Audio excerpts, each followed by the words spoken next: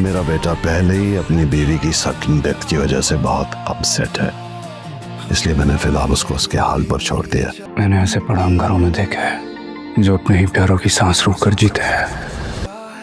कुछ है जो छुपा हुआ है।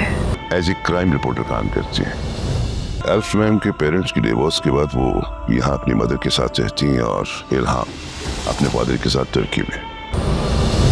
कभी कभी छोटे लोगों के पास बड़े सच होते हैं।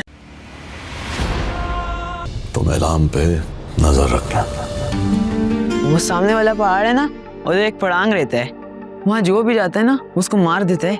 इल्हाम को इस बात का यकीन ही नहीं आ रहा होता कि उसकी बहन एलिफ सुसाइड कर सकती है, इसीलिए वो ये जानने की कोशिश कर रही होती है और वो उस डॉक्टर से भी मिलती है और डॉक्टर भी इल्हाम को यही बात बताता है, मेरा यकीन नहीं है और मेरा दिल भी ये बात मानने को तैयार नहीं है कि एलिफ सुसाइड कर सकती है, ज़रूर इसमें कोई ना कोई राज है। और इल्हाम भी यही बात कहती है, मैं भी इसी बात का पता लगाने की कोशिश कर रही हूँ। और इल्हाम बार बार गाजी यूसुफ के घर के चक्कर काट रही होती है और आखिरकार गाजी यूसुफ को इल्हाम से मिलना पड़ता है। और इल्हाम जब सिहान के बारे में सवाल करेगी तो गाजी यूसुफ उसको यही बात बताता है, सिहान का बहुत बड़ा नुकसान हुआ है और मैंने फ़िलहाल उसको उसके हाल पर छोड़ दिया है, फिलहाल तुम भी उससे उसके ही हाल पर रहने दो तो उसके लिए बेहतर होगा। और इल्हाम यही सोच रही होती है, ज़रूर कोई ना कोई राज है या कोई बात है जो ये मुझसे छुपा रहे हैं। और गाजी यूसुफ ज़करिया के ज़रिए इल्हाम की सारी इन्फॉर्मेशन भी निकलवाता है, तो ज़करिया आकर गाजी यूसुफ को यही बात बताता है। एलिफ के पेरेंट्स की डिवोर्स के बाद एलिफ